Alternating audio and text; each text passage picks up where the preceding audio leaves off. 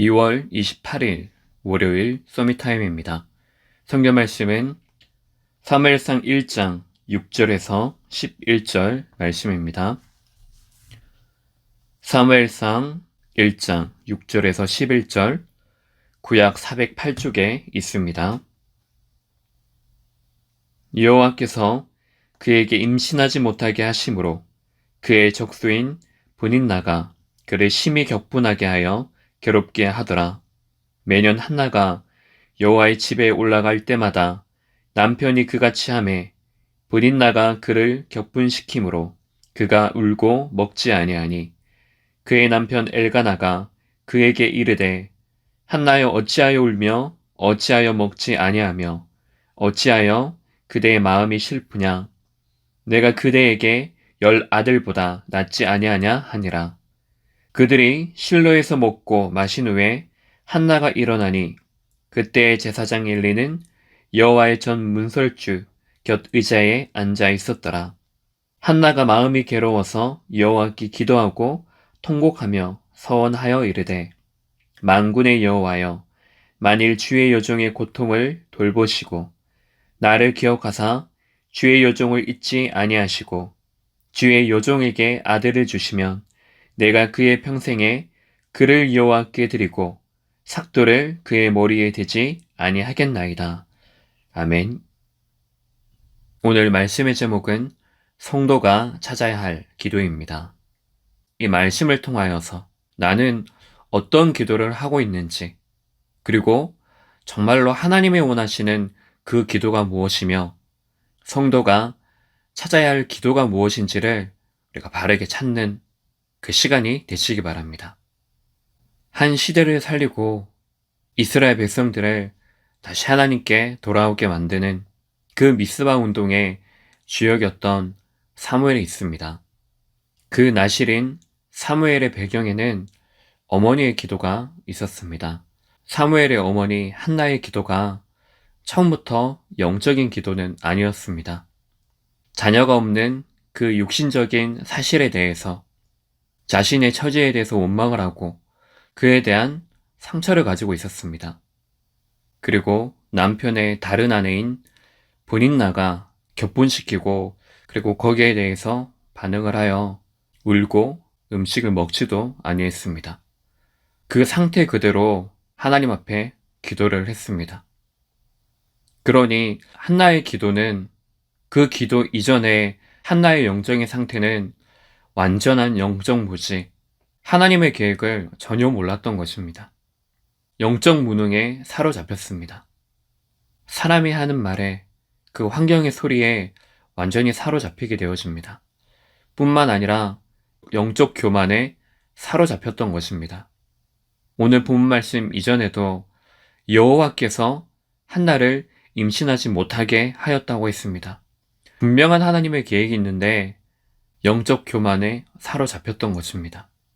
당연히 틀린 기도가 나올 수밖에 없고 하나님이 원하시는 그것이 아니고 자신의 기도, 자신이 원하는 것, 이미 자신이 만들어 온 그것 가지고 하나님 앞에 섰던 것입니다. 그런 영적 무지, 영적 무능, 영적 교만, 영적 고집에 사로잡혔던 그런 한나의 영적 상태가 완전히 바뀌어졌습니다. 자신의 기도 속에 사로잡혔던 그 기도가 하나님이 원하시는 기도로, 하나님의 숨은 뜻을 찾은 기도로 바뀌어지게 된 것입니다. 눈이 완전히 열려져서 지금 이 시대를 보게 된 것입니다. 이 시대의 문제에 대한 해답을 보게 된 것입니다. 바로 그것이 나실인입니다. 하나님 앞에 언약 가진 후대 제자, 그 나실인으로 바치겠다는 언약적인 서원을 하게 됩니다.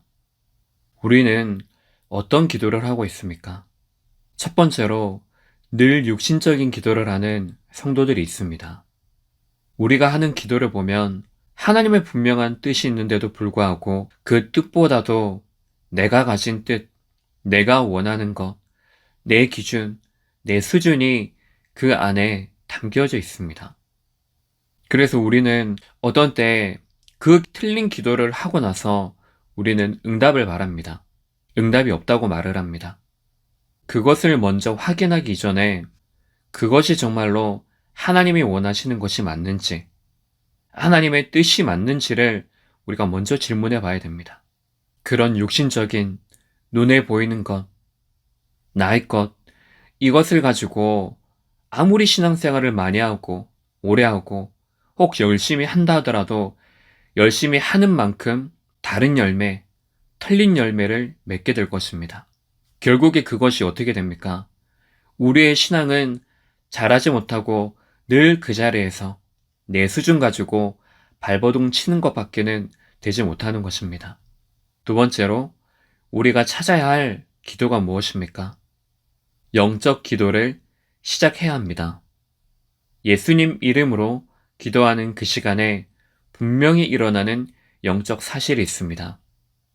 하늘의 보좌와 그 보좌의 능력이 시간과 공간을 초월하여서 전 세계 2, 37개 나라에 빛을 비추는 능력이 축복으로 임하게 되어집니다.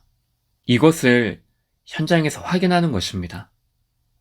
그 능력이 분명히 있기 때문에 이것을 믿는 그 믿음을 가지고 현장에 서는 것입니다. 결론적으로 눈에 보이는 것, 귀에 들리는 것, 그것이 다가 아닙니다. 어쩌면 그것이 진짜 축복이 아닐 수도 있습니다. 혹은 응답이 없는 것처럼 보인다. 그것이 무응답이 아니고 나에게 주는 하나님의 최고의 응답, 완벽한 응답일 수 있습니다. 그것을 우리가 잘 구분할 수 있어야 됩니다. 오늘 우리의 기도가 하나님의 그 뜻에 매인 새로운 기도가 시작되어지는 시간 되시기 바랍니다. 기도하겠습니다. 하나님 감사합니다. 성도가 찾아야 할 그 기도를 새로 시작하게 하심을 감사드립니다. 오직 하나님이 원하시는 것이 무엇인지를 우리가 바로 알고 하늘 보좌의 그 능력으로 시공간을 초월하는 그 능력으로 237 현장에 빛을 비추는 능력으로 함께하여 주옵소서. 그리스도의 신 예수님 이름으로 기도합니다. 아멘.